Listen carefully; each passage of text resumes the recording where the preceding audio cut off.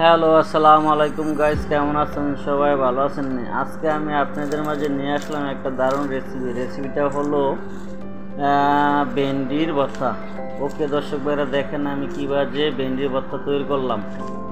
প্রথমে আমি ভেন্ডিগুলোকে সিদ্ধ করে নেব, এরপরে আমি পোড়ামরিচ কাঁচা পেঁয়াজ দিয়ে সুন্দর করে মেখে নেব। দেখেন দর্শক ভাইরা, আমি পোড়ামরিচ আর পেঁয়াজ কীভাবে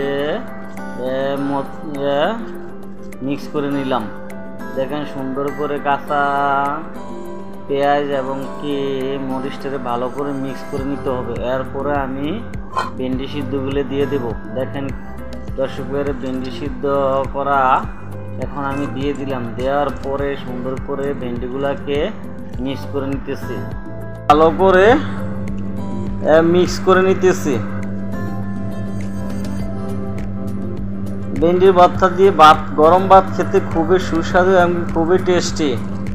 ওকে দর্শক ভাইরা, দেখেন যদি আমার ভিডিও ভালো লাগে লাইক কমেন্ট শেয়ার করে দিবেন এবং কি আমার চ্যানেলটারে সাবস্ক্রাইব করে দিবেন। সাবস্ক্রাইব করার পরে পাশে থাকা বেল আইকনটা বাজিয়ে দিবেন, যাতে পরবর্তী ভিডিও আমরা অতি সহজে দেখতে পান। ওকে দর্শক ভাইরা, দেখেন কীভাবে আমি এই ভেন্ডির ভর্তা তৈরি করব এবং কি ভেন্ডির ভর্তা তৈরি করা প্রায় আমার শেষ। দর্শক ভাইরা, গরম ভাত দিয়ে ভেন্ডির ভর্তা খেতে খুবই ভালো লাগে এবং খুবই টেস্টি। ভেন্ডি ভর্তাটা হচ্ছে এই প্রায় কালা বেগুন ভর্তার মতন হয়েছে, দেখতে খুব হুবহু বেগুন ভর্তার মতন। ওকে দর্শক ভাইরা, আপনারাও ট্রাই করে দেখতে পারেন, যে ঝটপট ভেন্ডির ভর্তা বানাতে পারেন।